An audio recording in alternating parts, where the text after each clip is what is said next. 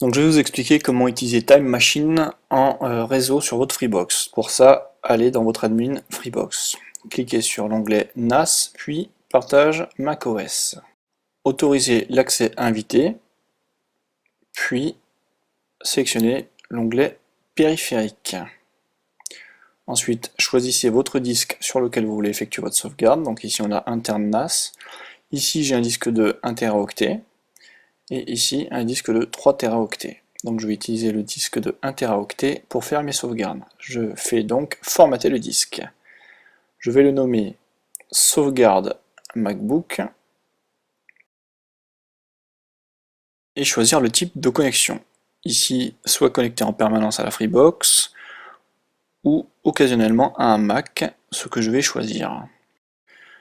On effectuera donc un formatage en HFS+, et une type de partition guide. Je fais donc suivant puis formater, l'opération ne prend que quelques secondes. J'ai noté qu'il y avait un bug pour les disques durs de 3 Teraoctets. Donc ici l'opération s'est terminée avec succès, je fais continuer. Nous avons bien le disque sauvegarde MacBook. Je vais donc maintenant ouvrir les préférences de Time Machine. Ici, je vais choisir un disque. Donc je clique sur le bouton choisir un disque et j'ai mes disques durs qui s'affichent. Et ici mon disque dur sauvegarde MacBook. Je le sélectionne et utiliser le disque pour cette sauvegarde.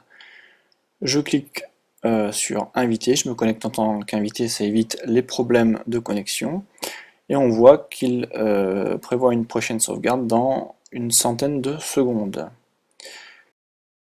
Voilà, encore 4 secondes. Et voilà, on voit que mon disque dur 1 Teraoctet vient d'apparaître, donc il l'a bien sélectionné. Toute cette opération peut prendre du temps. Donc là, préparation de la sauvegarde. Voilà, on est bien sur le Freebox Server. Honnêtement, faut pas avoir peur, ça prend vraiment du temps. Voilà, ici moi j'ai coupé pour avoir un tuto beaucoup plus court. Le disque vient d'apparaître.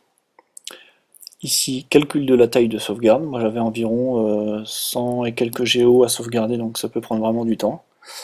L'indexation se fait, pareil, on peut aller jusqu'à 3 ou 4 minutes d'indexation. Je dirais que la première sauvegarde, ça peut durer peut-être une dizaine de minutes l'opération totale. Faut vraiment pas avoir peur. Voilà, au bout de 3 minutes ici d'indexation, la sauvegarde se lance. Voilà, j'ai 174 Go à sauvegarder puisque c'est la première sauvegarde que j'effectue sur le disque depuis son formatage.